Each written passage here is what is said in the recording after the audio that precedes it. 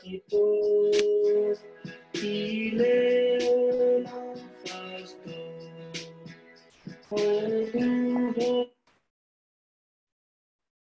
Hallelujah, hallelujah, hallelujah.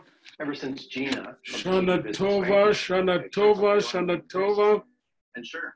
Bonne fête de l'Éternel encore aujourd'hui.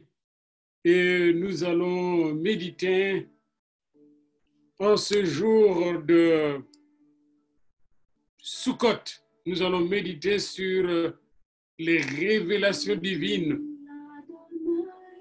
de la fête de Sukkot. Et avant cela, nous allons chanter ensemble Odou la Adonai. Hallelujah. Remercions le Seigneur, car il est bon pour nous, il est miséricordieux. Odou, Odou, Odou, Odou, Adonai Kita. Odou, Odou, Odou, Odou, Odou, Adonai Kita.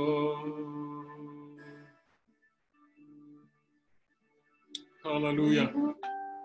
Adonai Kita.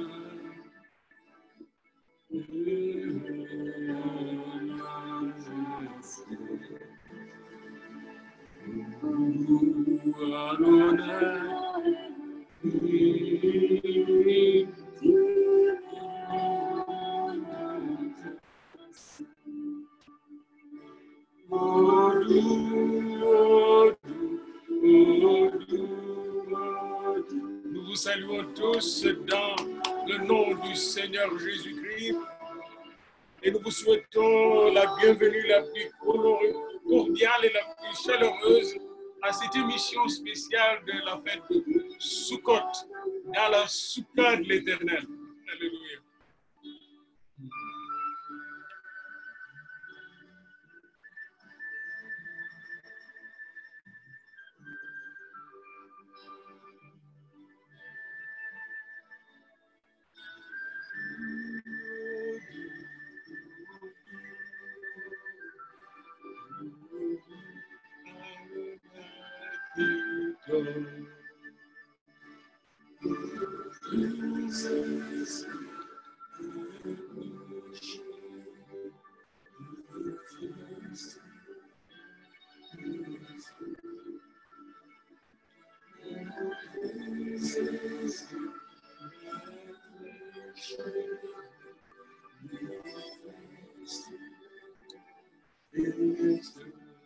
La fête de Sukkot, les révélations bibliques, divines, yavistes, christiques, christologiques, les révélations du Saint-Esprit à travers la fête de Sukkot pendant que nous écoutons le chant de louange, n'est-ce pas?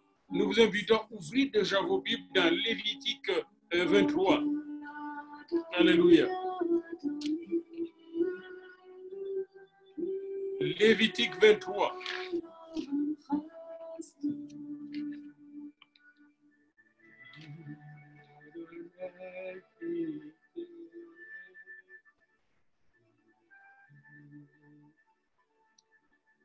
Écoutez encore, c'est Odou Adonai avec Barry et Batias Segal.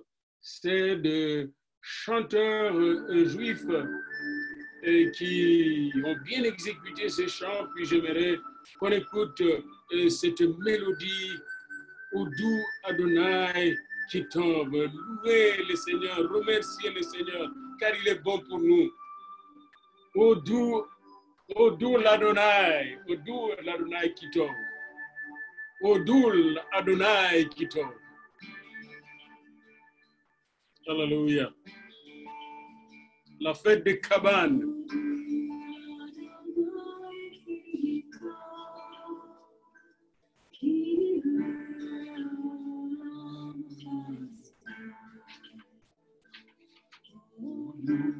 Adonai qui tombe.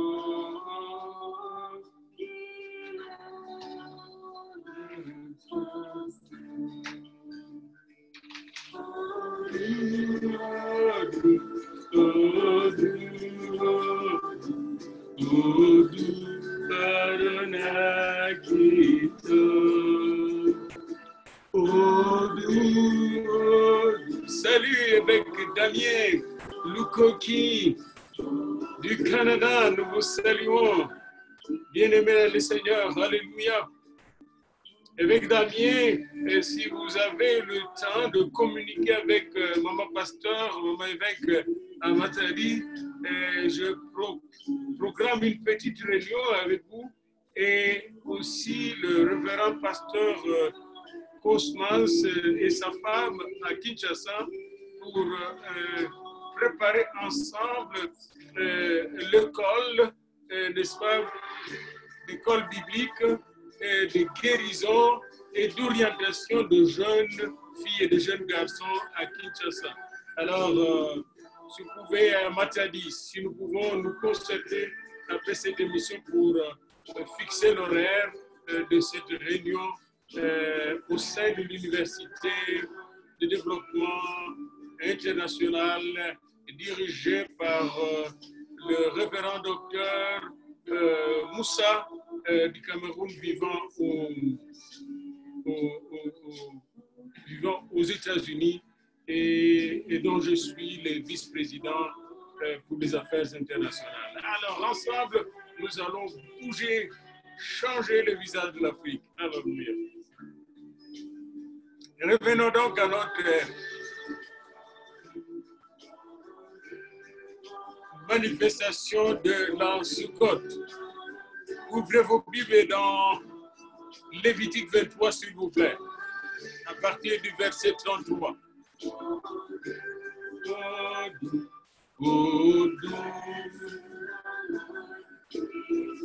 Aujourd'hui, c'est la première fois que j'utilise les bras automatiques, les bras mécaniques plutôt de support pour mon iPad, mes iPads. Alors, je suis très content, très content. Le Seigneur m'a permis de me le procurer hier rapidement par Amazon. Merci Amazon, tu fais un travail formidable pour nous équiper. Alléluia.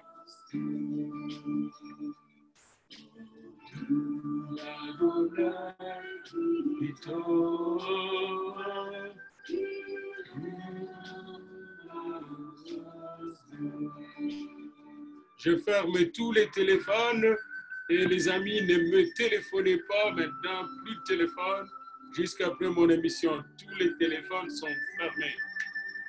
Alléluia. Alléluia. Alléluia. On va écouter par notre bien-aimé Paul Wilbourg. Nous allons écouter Baruch Haba Hashem Adonai. Nearly 3,000 years ago, Hallelujah. God established this mountain as chief among all the mountains of the world. Depuis la montagne There are some higher, some grander, de Sinaï. but none more lovely. Hallelujah.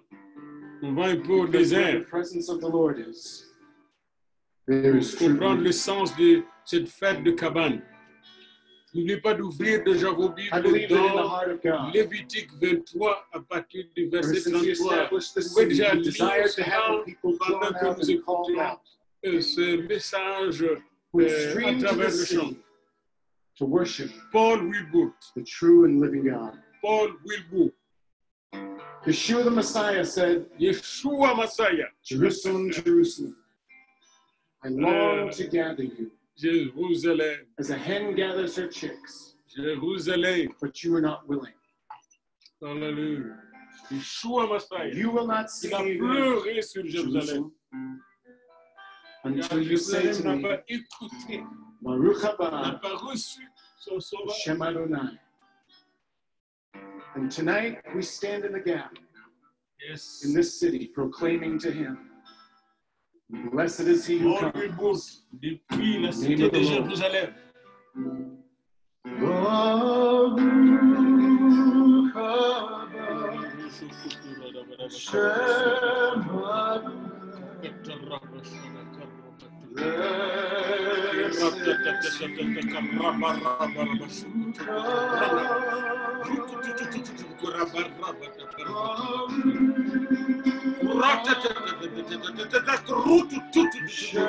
Je suis le Dieu du ciel. Oh, oh, alléluia. Au milieu des louanges de mon peuple. Alléluia. Et je veux vous toucher aujourd'hui. Alléluia. Alléluia.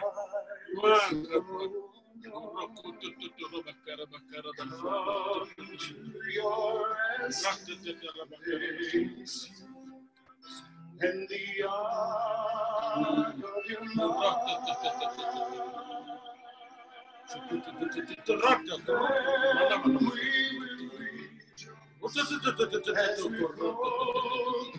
Merci Seigneur de venir nous bénir dans cette émission. Nous arroser, Seigneur. Alléluia. De tes fleuves de vie. Alléluia. Nous t'accueillons, Seigneur. Sois le maître de tout ce que nous avons dit et pensé faire dans cette émission, Seigneur. Alléluia. Adonai, Elohim, Yahvé Jireh, Yahvé Shammah, Yahvé Shalom, Yahvé Tchikenu. Nous t'adorons, Seigneur. Dieu de paix, Dieu de justice. Yahvé Jireh qui a pourvu à tous nos besoins. Humblement, nous venons pour toi te dire merci. Merci, Seigneur. Come to your resting place and the ark of your love. Then we will rejoice as we clothe with your righteousness and celebrate the Lord.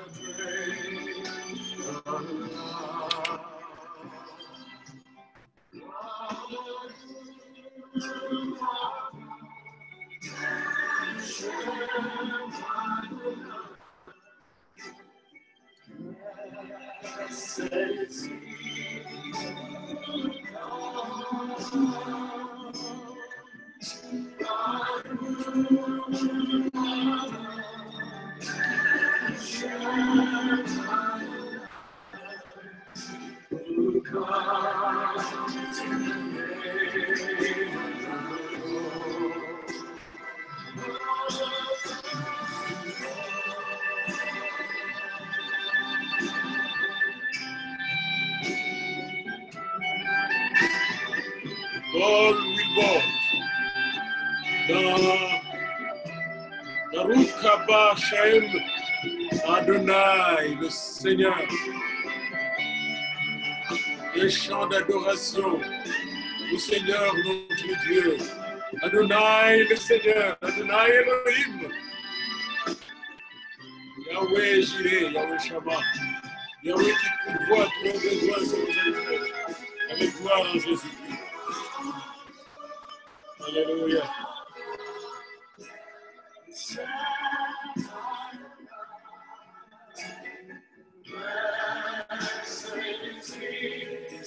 Merci Seigneur de ta présence. Alléluia. Merci Seigneur Jésus de nous avoir visités sur cette terre, d'avoir quitté ton ciel éternel, ta gloire éternelle, ton trône éternel, auprès du Père, pour venir nous sauver. Merci pour tout ce que tu as fait. Car en toi nous sommes des nouvelles créations. Les choses anciennes sont passées et toutes les choses sont devenues nouvelles. Alléluia, alléluia. Alléluia. Merci pour ce temps de prière. Et on te touche, Seigneur. Merci de toucher Imran, Seigneur. Mon fils Imran, qu'ils soient touchés, bénis, guéris au nom de Jésus. Alléluia.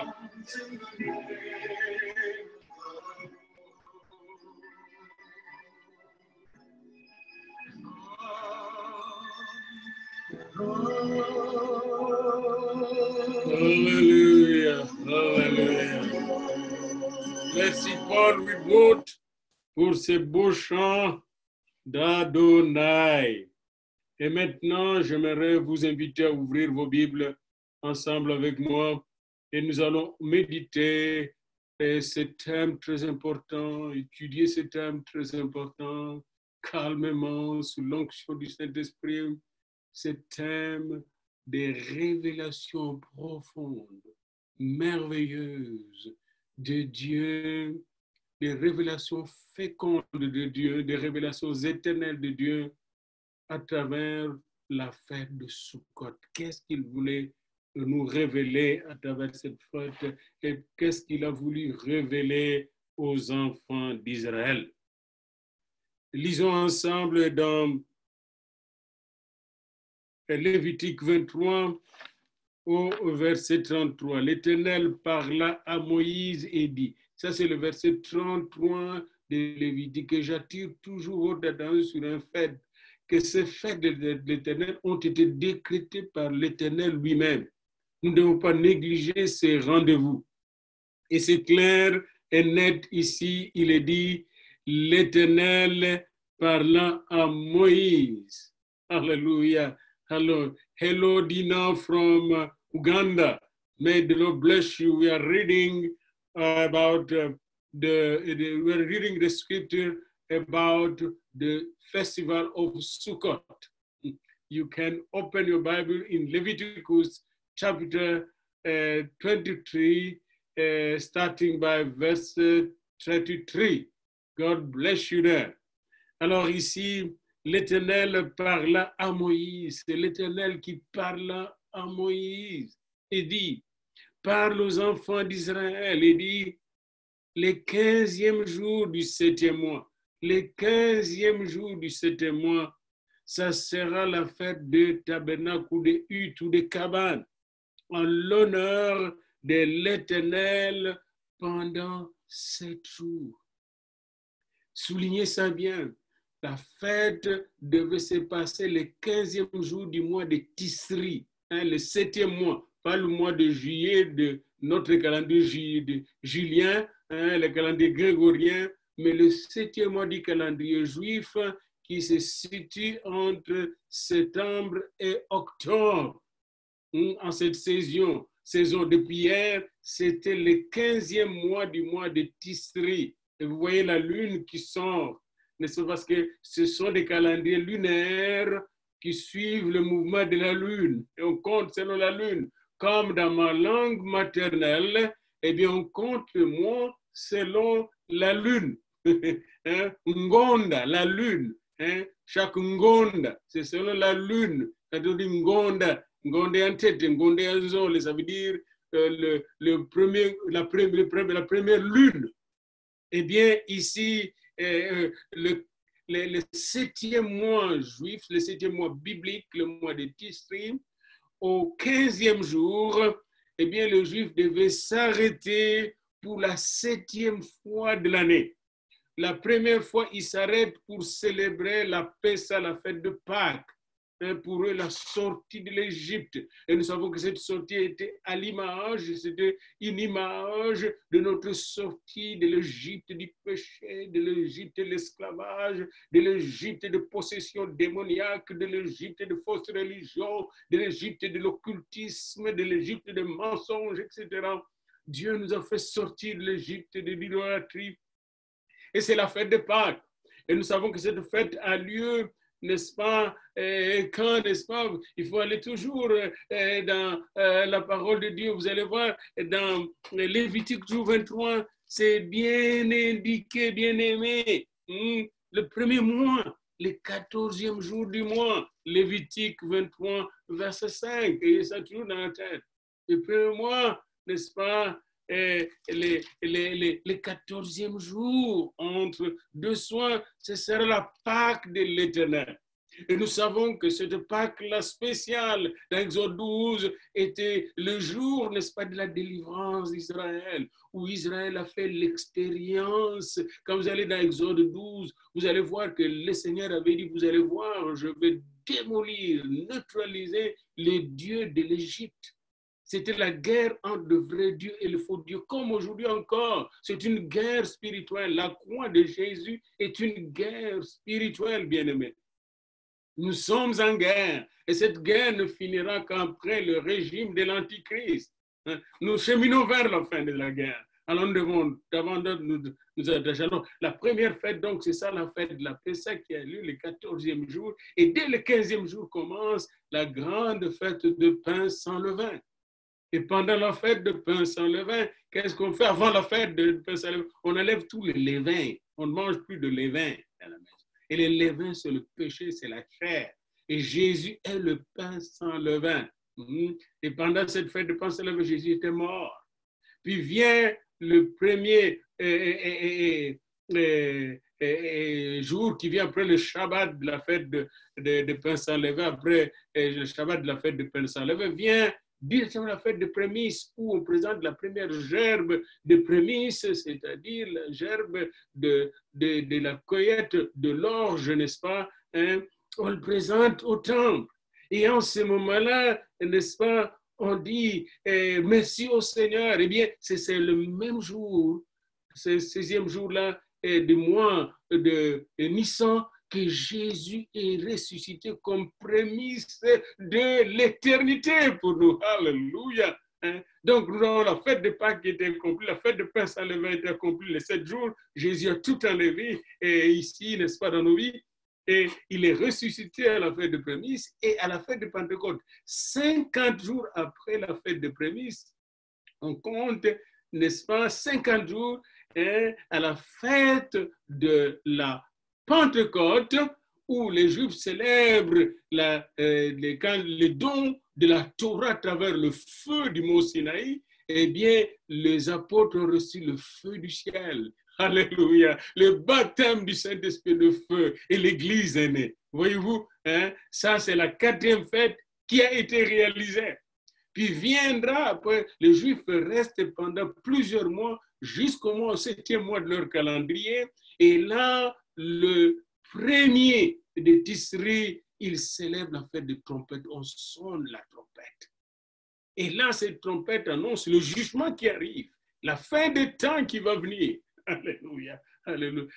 Et les Juifs, ils tremblent quand ils sonnent cette trompette, les 7 trompettes de la fête de trompette, parce qu'ils se préparent au jugement. Ils disent que les livres maintenant sont ouverts. Il y a des gens qui n'ont pas encore le nom dans les livres de vie. C'est le temps, c'est le temps. Viendra alors le 10e jour, la fête de Yom Kippour.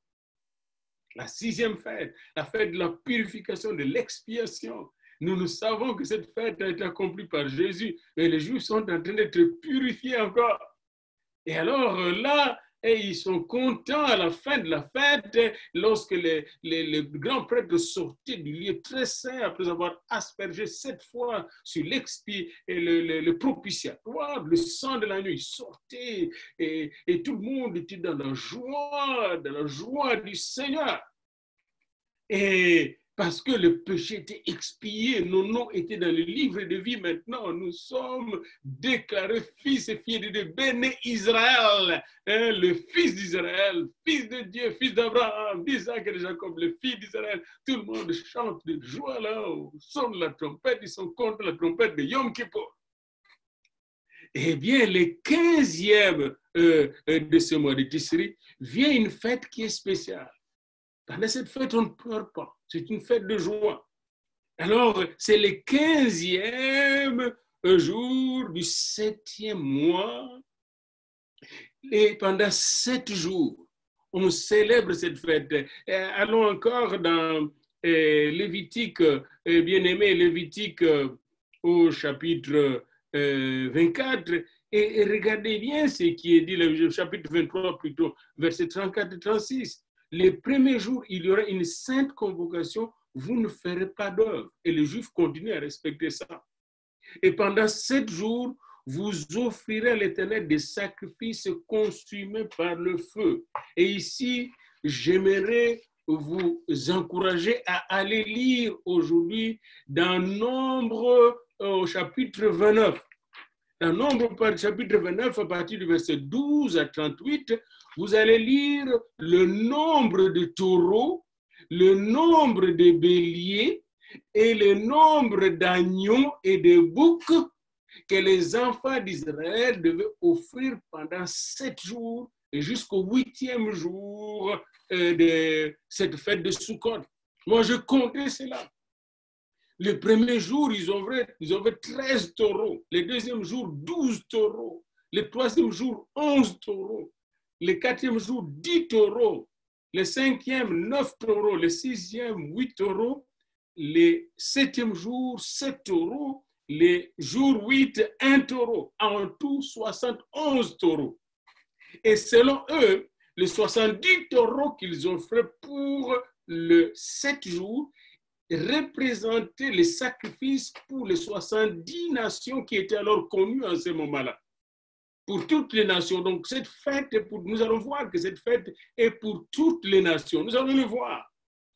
Cette fête pour toutes les nations. Nous allons comprendre pourquoi. Et puis, ils offraient, n'est-ce pas, 15 béliers au total. 15, 14 jusqu'au 7e jour, puis 15e bélier le 8e jour, le jour de la grande fête où l'on versait de l'eau à l'autel là-bas. Nous allons tout voir ensemble.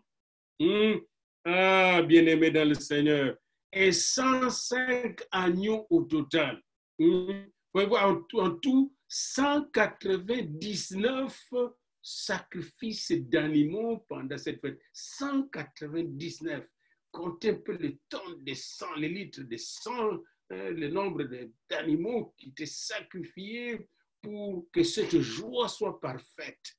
Mais nous allons voir dans le Nouveau Testament que Jésus nous donne la joie parfaite par son sacrifice. Il est l'agneau, moi je dis, il est le 200e agneau. Il y a 199 agneaux, lui est le 200e l'agneau qui prend tous les agneaux avec lui, qui prend tous les taureaux avec lui, qui prend tous les béliers avec lui. Il est le bélier parfait, le taureau parfait et l'agneau parfait et le bouc expiatoire parfait. Alléluia, alléluia, alléluia.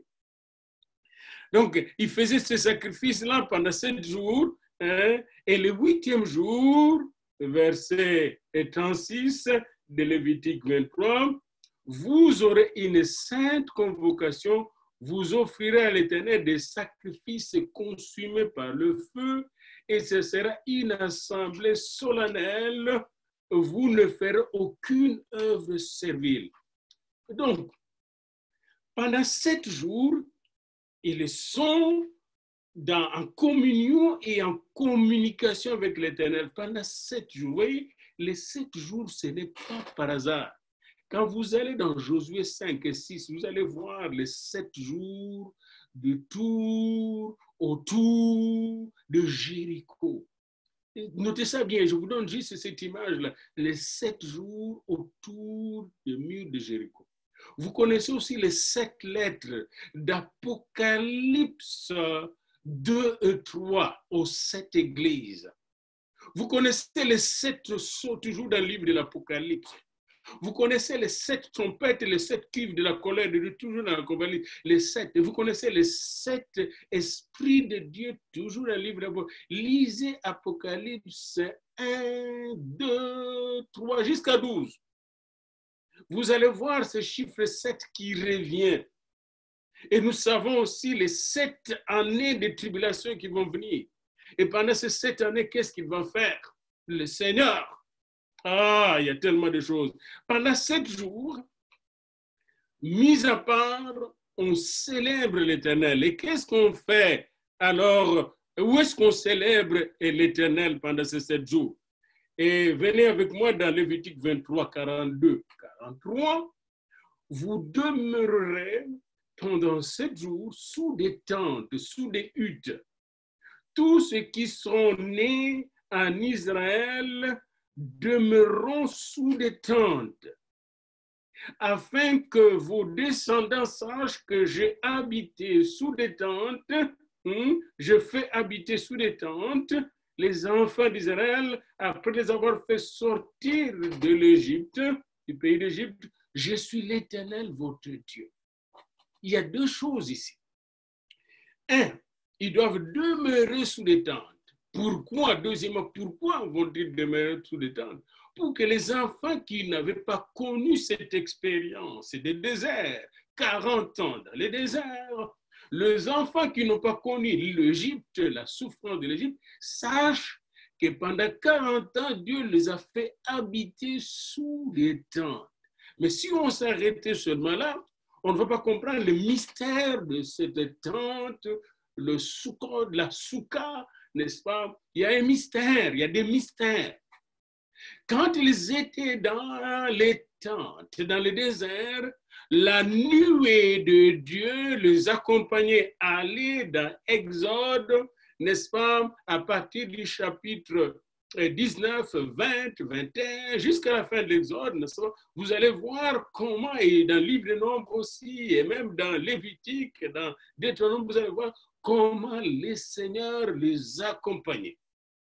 Et quand les Israélites entrent dans ces tentes, ils font juste des murs très légers, des murs en bois, 3. Il n'y a pas de porte.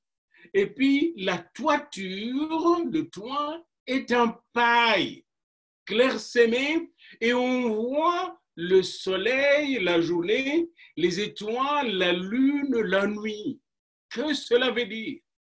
Cela veut dire d'abord, du point de vue vertical, que Israël est ouvert. Ma maison est ouverte à Dieu. Mais en même temps, la maison de Dieu, le ciel, la porte du ciel est ouverte. Il y a une communication verticale. C'est pourquoi cette fête-là n'est pas une fête où l'on pleure. Parce que Dieu est présent. Dans la soukha devient la Shekinah. Je ne sais pas, vous saisissez le jour. La soukha, la hutte, la cabane, la pauvreté. Vous allez voir, les Juifs riches, ils quittent leur richesse, ils quittent leur maison richement décorée pour aller vivre pendant 7 jours dans une cabane pauvre. Mais dans cette cabane pauvre, le Juif dit, dans ma pauvreté, dans ma souffrance, dans mon abandonnement total, dans le désert, Yahweh, Hachem, Adonai, le Seigneur, était présent. Il me nourrissait, il prenait soin de moi, il était avec moi. Bien-aimé, cette soukha représente notre soukha, même notre corps, que vous voyez, c'est la soukha. Un corps fragile, c'est une cabane dans laquelle habite notre esprit et notre âme. Et cette cabane est protégée par qui? Cette cabane fragile. Nous pouvons la quitter quand le temps arrive. Instantanément, nous quittons. Les gens meurent pendant que je parle ici. Eh bien, dans cette cabane, n'est-ce pas, au-dessus de cette cabane, dans cette cabane, Dieu est là. Alléluia, alléluia. Il nous protège. Et pendant que les Juifs étaient là, ils mangeaient là, ils buvaient là, et ils sont déjà là depuis hier. Ils sont dans leur cabane. Si vous allez dans Google, vous mettez Sukkot à Jérusalem, vous allez le voir, certains même à l'extérieur de Jérusalem, en Espagne, aux États-Unis, ils habitent maintenant dans le Sukkot. Chacun avec sa soukha. Et dans la soukha aussi, ils se réunissent les familles ensemble, nous allons le voir. Ils se réunissent les familles ensemble. Et qu'est-ce qu'ils font? Ils mangent ensemble et ils louent le Seigneur ensemble dans la soukha. Hein? Pendant la fête de Yom Kippour, le Yom Kippour, c'est la fête de la tristesse, la fête de la peur, la fête où on est angoissé, on ne sait pas si le péché sera expié. Tandis que pendant la fête de Sukkot, on est tous ensemble dans la joie du Seigneur, n'est-ce pas? Néhémie 8:10, la joie du Seigneur, notre force, nous reviendrons là-dessus. C'est une fête de joie. On est tous ensemble pendant 7 jours. On mange, on dort ensemble, les papas, le chef de famille, le petit, les bébés, et ils invitent même dans la soukha, n'est-ce pas, les veuves, les orphelins. Et regardez cela dans Deutéronome au chapitre 16, et vous allez voir qu'est-ce qu'ils font dans la soukha, verset 13, Deutéronome chapitre 16, verset 13. Tu célébreras la fête des tabernacles pendant 7 jours, et il est dit, pendant 7 jours, tu célébreras la fête de Tabernacle, hein, quand tu recueilleras le produit de ton aire et de ton pressoir, verset 13, ça vient après la cueillette, la dernière moisson de blé. C'est-à-dire, on a moissonné. Et là, on va remercier le Seigneur, le louer, l'honorer, lui qui nous a aidés à moissonner, n'est-ce pas? L'Église devait louer le Seigneur, qui l'aide à moissonner. Les enfants de Dieu devaient louer le Seigneur, qui l'aide à moissonner. Et regardez le verset 14. Tu te réjouiras cette fête, toi, ton fils et ta fille, ton serviteur et ta servante, les Lévites, l'étranger, l'orphelin et la veuve qui seront dans tes portes. Tu célébreras la fête pendant, n'est-ce pas, pendant 7 jours, en l'honneur de l'Éternel ton Dieu, dans le lieu que choisira, n'est-ce pas, l'Éternel. Il a choisi un lieu où les Juifs devaient aller célébrer les Seigneurs ensemble, car l'Éternel, ton Dieu, te bénira dans toutes tes récoltes et dans tout le travail de tes mains, et tu te livreras entièrement à la joie. C'est une fête de joie. On s'y rend là pour se livrer entièrement à la joie, car la joie du Seigneur est notre force. Ici, je retrouve le Seigneur Jésus qui nous dit de demander, n'est-ce pas, afin que notre joie soit parfaite. Il veut nous donner une joie parfaite. Le don de la joie, la vraie joie vient du Seigneur. Et là, le Juif est dans la joie du Seigneur qui l'a délivré, le Seigneur qui l'a choisi, lui qui était nomade, lui qui était un sauvage, lui qui était perdu là en Irak ancien et qui a été retiré de la sauvagerie, de l'idolâtrie. Abraham, n'oubliez pas ça, et qui est devenu, n'est-ce pas, peuple de Dieu. N'est-ce pas ce qui s'est passé pour moi et vous aussi, bien-aimés? Nous qui étions perdus dans l'idolâtrie, hein, quand mon père me racontait combien ses ancêtres étaient perdus dans l'idolâtrie et comment le Seigneur les a délivrés. Alléluia. Exactement comme il a fait à Abraham. Savez-vous qu'Abraham a été reçu par Dieu par la foi avant d'être circoncis? Nous sommes sauvés par la foi et cela ne vient pas de nous, mais de Dieu. Alors, on se réjouit. Réjouissez-vous toujours dans le Seigneur. Philippiens 4 et 4. Réjouissez-vous toujours dans le Seigneur. Je le répète, dit Paul, réjouissez-vous, car la joie du Seigneur est votre force. Néhémie 8 et 10. Et j'ai toute une série de versets que je donnerai demain à l'église sur la joie. La joie du Seigneur, bien-aimé. C'est une fête de joie, une fête joyeuse. Oh, et demain j'en donnerai, mais je donne aujourd'hui quelques versets comme Néhémie 8, 10. La joie du Seigneur est votre force. Et Thessaloniciens 5, 16. Soyez toujours joyeux. Mais comment je peux être toujours joyeux si je n'ai pas le Seigneur? Une raison de plus pour ceux qui ne le connaissent pas encore et qui nous suivent et qui vont nous suivre. Si vous nous suivez ici, une des raisons pour lesquelles tu dois connaître le Seigneur, c'est pour être joyeux, pour être parfaitement dans la joie du Seigneur. Parce que si on n'est pas dans le Seigneur, toutes nos tristesses, nos angoisses, nos échecs, nos culpabilités, nos péchés, nos soucis de chaque jour viennent, n'est-ce pas, nous angoisser, nous donner de l'anxiété, de l'insatisfaction et des maladies diverses. Mais avec la présence du Seigneur vient la joie de notre salut. Les circonstances peuvent être difficiles, mais à cause du Seigneur. Alors le Juif est dans la soukha, toute la famille regarde au Seigneur au travers de cette toiture qui est ouverte, loue le Seigneur et reconnaît la présence du Seigneur qui pourvoit à tous leurs besoins selon sa richesse avec gloire en Jésus-Christ. Je suis avec Abraham dans Genèse 22. Il avait juré qu'il pourvoit à nos besoins. Hein? Et Paul va dire, mon Dieu pourvoira à tous nos besoins selon sa richesse avec gloire en Jésus. Alors voyez-vous, ils étaient dans la joie, dans cette soukha, mais en même temps la soukha n'avait pas de porte. Pourquoi on n'a pas de porte? Parce que aussi, c'est lui qui est en communion verticale avec Dieu. Les Juifs qui sont en communion verticale avec Dieu est aussi en communion horizontale avec tous les autres Juifs. Je dis bien tous les autres Juifs. Et c'est l'essence même de leur loulav.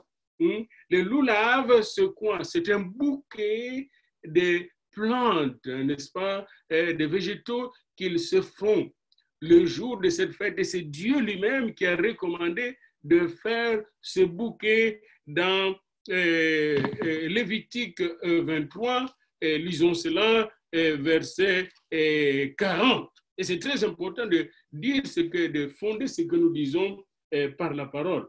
Vous prendrez, Lévitique 23, verset 40, ouvrez vos Bibles calmement. Vous prendrez le premier jour du fruit de beaux arbres, des branches de palmiers, des rameaux d'arbres touffus et des saules de rivières, et vous vous réjouirez devant l'Éternel, votre Dieu, pendant 7 jours. Pendant 7 jours, les Juifs se réjouissent avec ce bouquet, n'est-ce pas, de plantes. Et ils amènent ce bouquet où il y a la dasse, le myrte, des feuilles de myrte. Les feuilles de myrte représentent quoi? Et puis ils ont le louvain, le palme daté. Mais ces palmes datées représentent quoi? Puis il y a le sol, la feuille de sol, arava. Ça représente quoi? Puis à côté de cela, ils ont un fruit, une sorte d'orange avec de citron, avec lui l'étrog, qu'ils balancent. Et pendant ce moment, quand ils sont sur le mot du temple, vous allez voir, ils louent le Seigneur avec les Hallel. Hallel, louez le Seigneur, car sa miséricorde, il balance là. Il balance au nord, au sud, à l'est, à l'ouest, en haut, en bas. Il balance en louant le Seigneur, en louant. Pendant 7 jours, ils louent le Seigneur, ils louent le Seigneur. Bien-aimés, nous ne louons pas assez le Seigneur. Allez chez les Juifs dans la synagogue pendant cette période, vous allez voir comment ils balancent les louables pour louer le Seigneur. Les louables, là, ça représente de grandes choses. Il y a 2 choses qu'il faut chercher dans le louage à travers chaque plante qui est représentée là. Quelle est la plante qui a le goût et l'odeur, la bonne odeur? Par exemple, la danse qui est là est sans goût, mais avec une bonne odeur. Cela représente les Juifs qui ne connaissent pas la parole, mais qui font de bonnes œuvres. L'arava, n'est-ce pas, a le goût, mais pas d'odeur. Alors, ça représente les Juifs qui aiment, n'est-ce pas, la parole de Dieu, n'est-ce pas, mais n'ont pas d'odeur. Les louvages, loulavent plutôt les palmes dattiers, n'est-ce pas, et a le goût, mais sans odeur. Et là, vous voyez, c'est ces palmes dattiers, n'est-ce pas, représentent des Juifs, n'est-ce pas, et qui peuvent bien aimer la parole, mais il n'y a pas d'œuvre.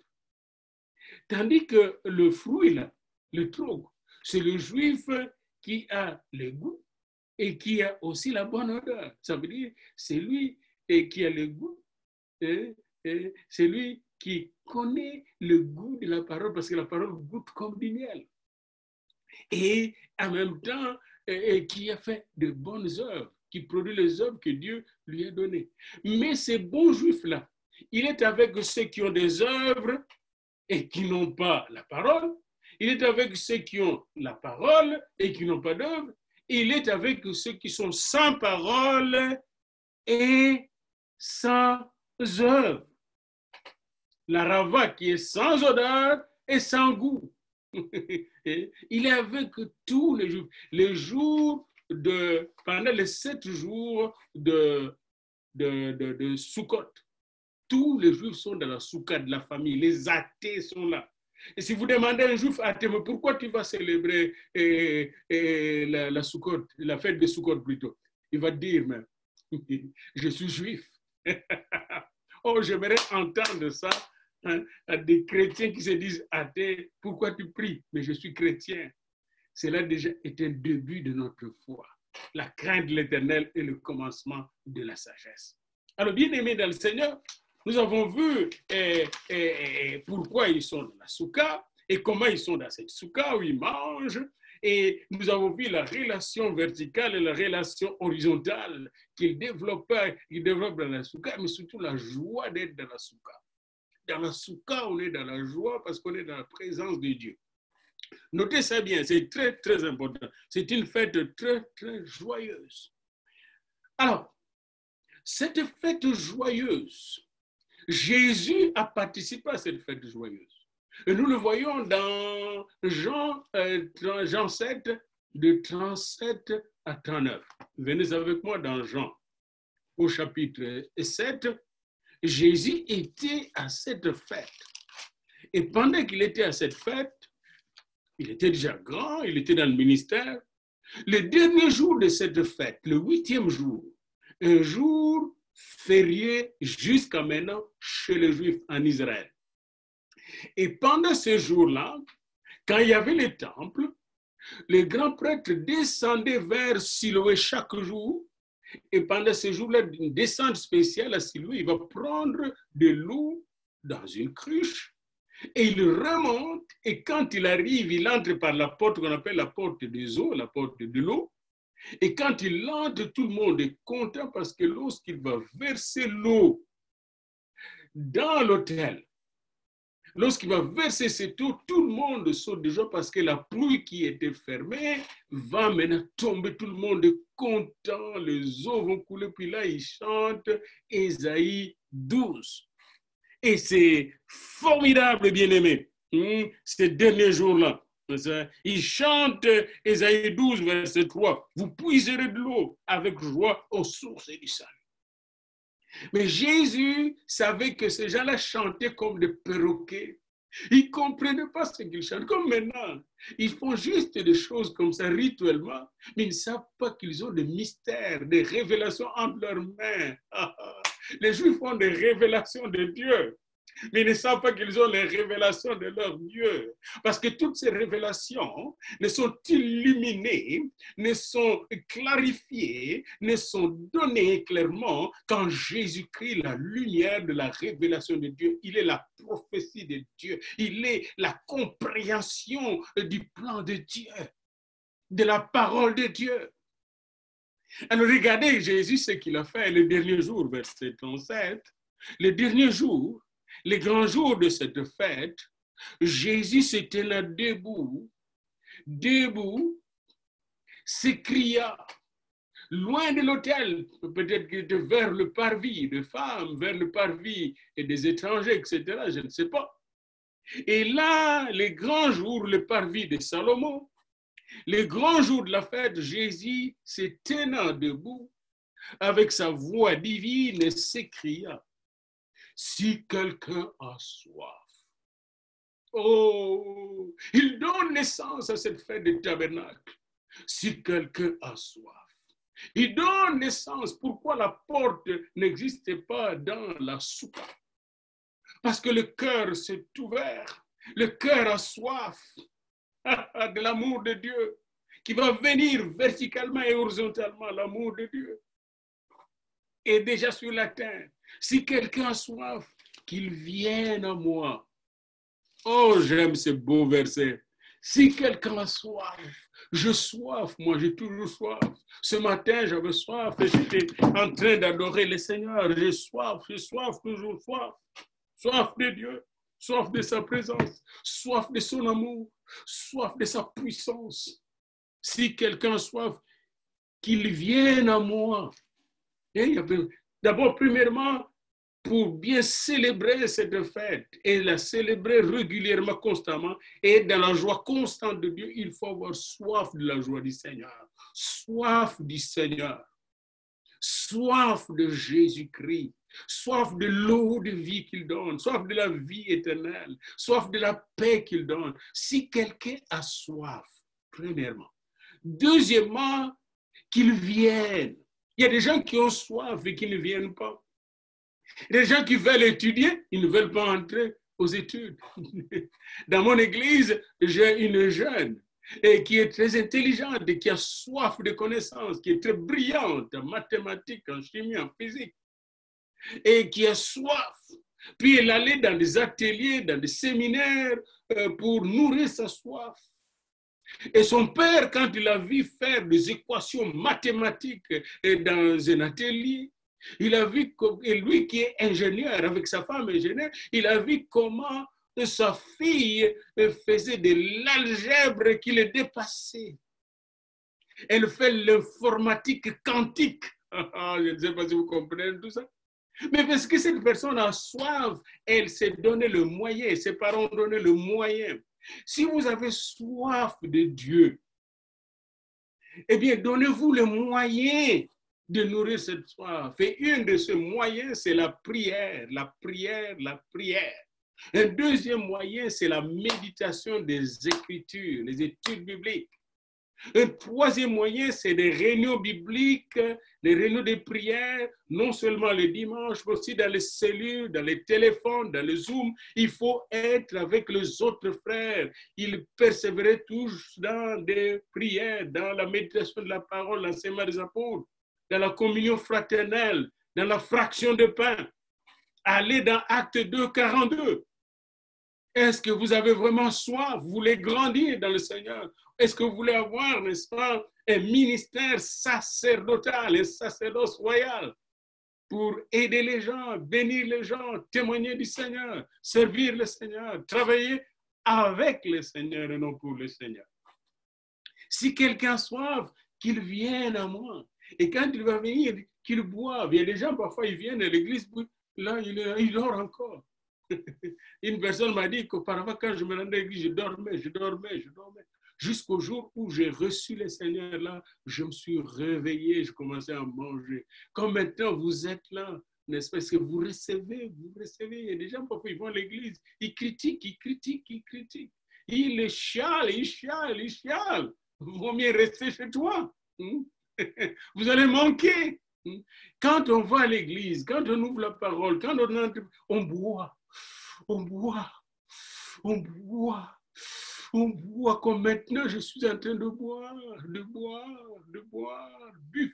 Buvez l'amour de Dieu, buvez l'onction de Dieu, buvez la foi en Dieu, buvez l'espérance de Dieu, buvez la révélation de Jésus-Christ, buvez le Saint-Esprit, buvez la vie éternelle, buvez la joie éternelle. Il faut boire Jésus.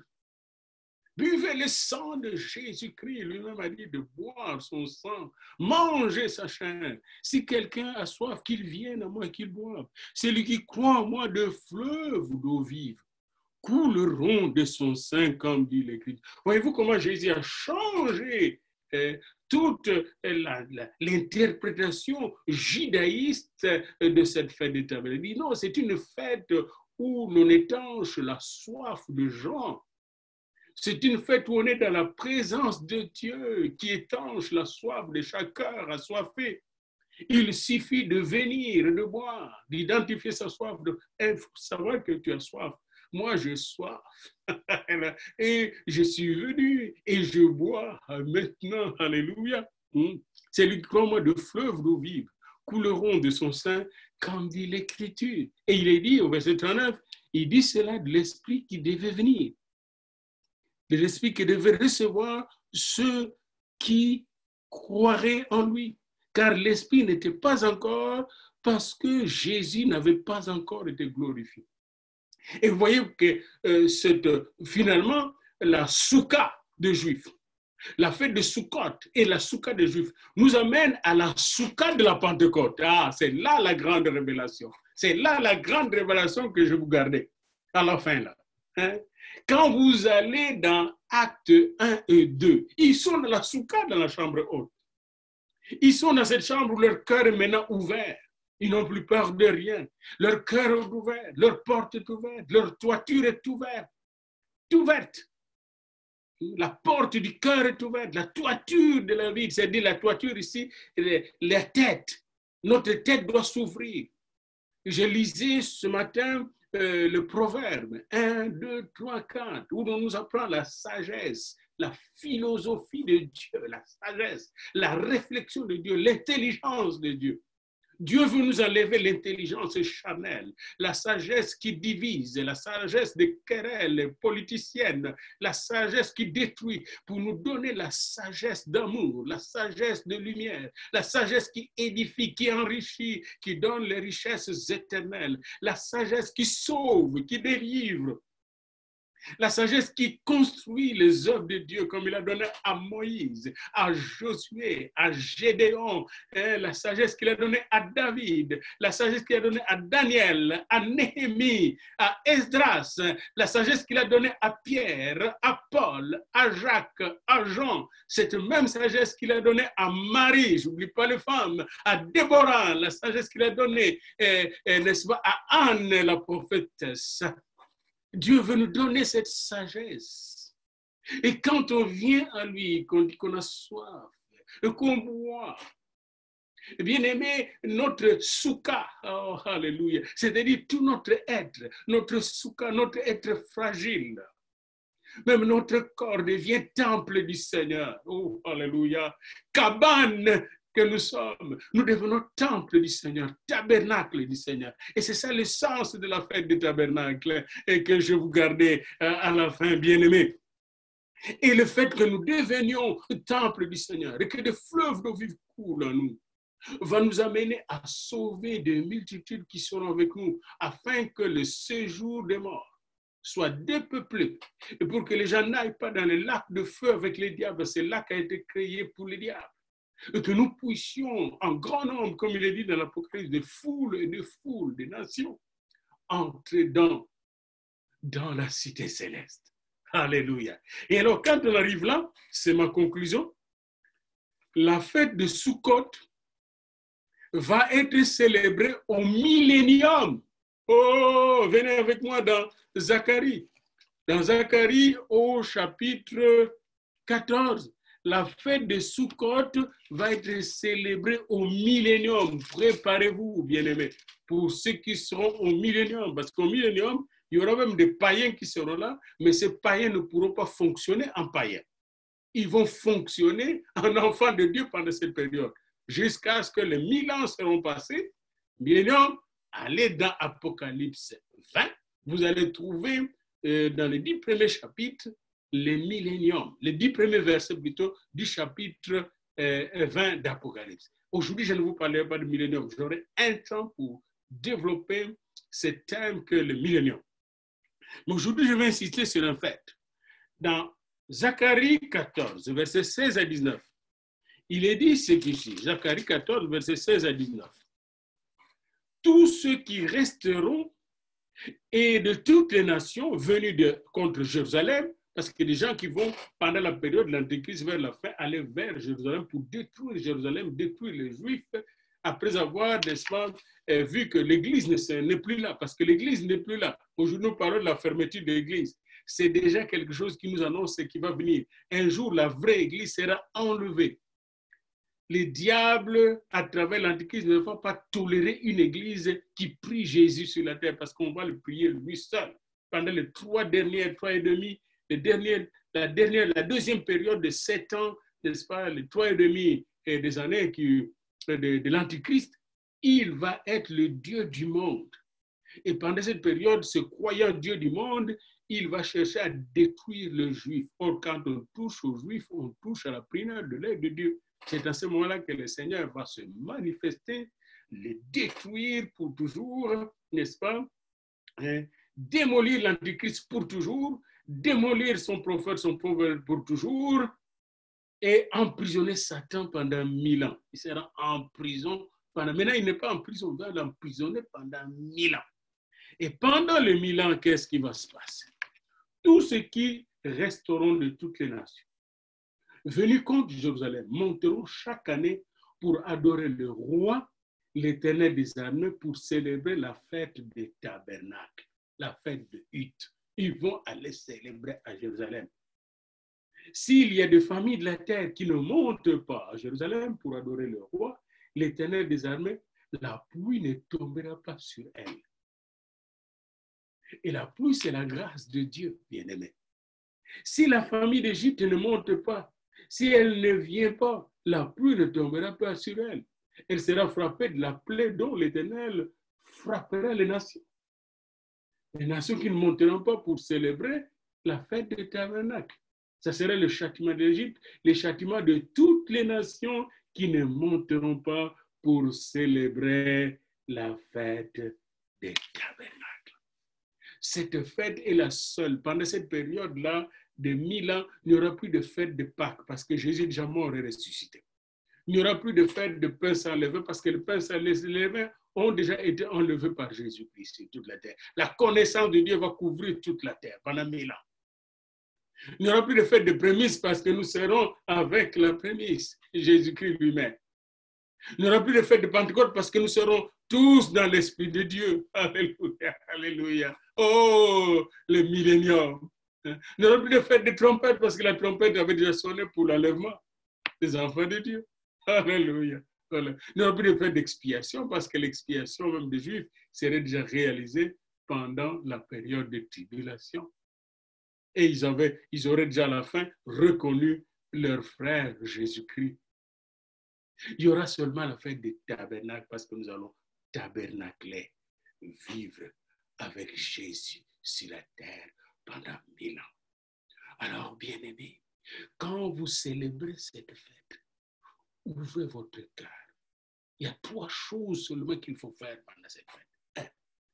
Et soif de Dieu, soif de son amour, soif de son salut, soif de sa puissance. Puis, allez vers Jésus. Allons vers Jésus. Allons vers Jésus dans nos prières. Jésus, Jésus le Seigneur, Jésus le chemin, Jésus la vérité, Jésus la vie, Jésus qui bâtit du Saint-Esprit de feu. Allons vers lui. Allons vers lui. Il ne rejette personne qui vient à lui. Et puis, buvons sa révélation. Buvons sa parole. Car en buvant sa parole, Marthe buvait sa parole. Elle a bu la résurrection de son frère Lazare. En buvant sa parole, nous sommes remplis de son esprit, nous devenons comme lui. Buvons sa parole. Buvons sa révélation, buvons son amour, buvons son sang précieux, buvons Jésus, buvons le Père, buvons le Saint-Esprit. Alléluia. Et ainsi, bien-aimés, nous allons tabernacler, vivre avec Dieu, ici et pour toujours. Que la grâce de notre Seigneur Jésus-Christ, qui nous a donné le Sukkot, la fête de Sukkot, l'amour de Dieu le Père, qui nous donne le Sauveur, qui est notre Sukkot de Sukkot, et qui nous donne dans la Soukha de notre vie sur la terre, la puissance du Saint-Esprit. Et que la communion et la communication du Saint-Esprit nous soient abondamment accordées. Maintenant et à jamais. Bonne fête, excellente fête de Sukkot au nom de Jésus. Amen.